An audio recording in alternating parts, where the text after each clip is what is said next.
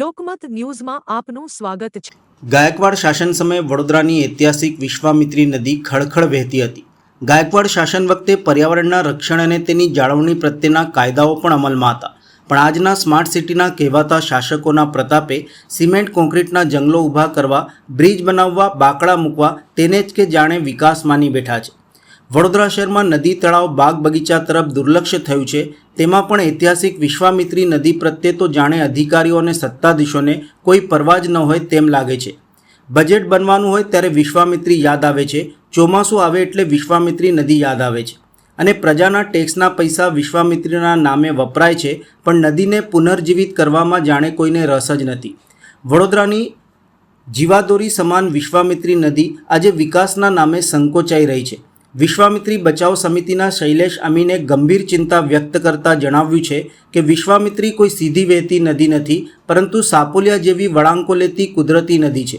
વડોદરા શહેરમાંથી અંદાજે 20થી 30 કિલોમીટર સુધી પ્રસાર થતી આ નદીનું કુદરતી સ્વરૂપ જાળવવું અત્યંત જરૂરી છે।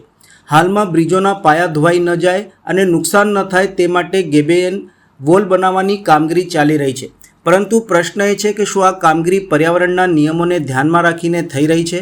શૈલેષભાઈ અમીનના જણાવ્યા અનુસાર નદી કિનારે કોઈપણ સિવિલ વર્ક પહેલાં પર્યાવરણ વિભાગની મંજૂરી અને માર્ગદર્શિકા અનિવાર્ય હોવી જોઈએ। નદી જ્યાં જેટલી પહોળી છે ત્યાં સુધી તેની મૂળ પહોળાઈ જાળવવી જરૂરી છે।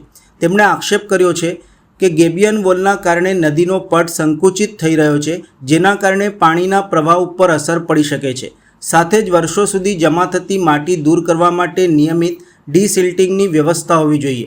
ચોમાસું પૂરું થતાં જ નદીની સફાઈ, ઊંડાણ અને પહોળાઈ વધારવાની કામગીરી હાથ ધરવી જોઈએ, પરંતુ હાલ એવી કોઈ સુવ્યવસ્થિત યોજના દેખાતી નથી।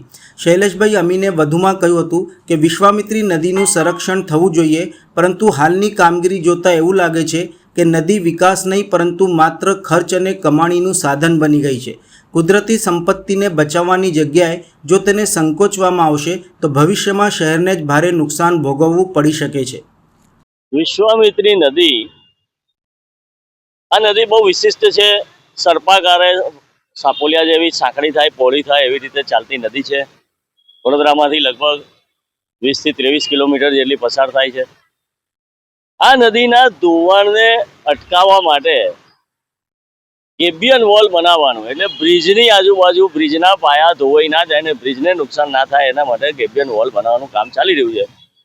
મૂળ તો ગેબિયન વોલ બનાવવું હોય કે નદીની જોડેનું કોઈ પણ સિવિલ વર્ક કરવું હોય તો પર્યાવરણ વિભાગને તમારે ધ્યાને રાખવું જોઈએ। નદીની વિડ્થ ત્યાં જેટલી બી મહત્તમ પહોળાઈ હોય એ પહોળાઈ પૂરેપૂરી છોડવી જોઈએ અને પછી જ ગેબિયન વોલ જોડવી જોઈએ। એની જગ્યાએ નદીને સાંકડી કરી દેતી ગેબિયન વોલ બનતી હોય એવું અત્યારે દેખાઈ રહ્યું છે।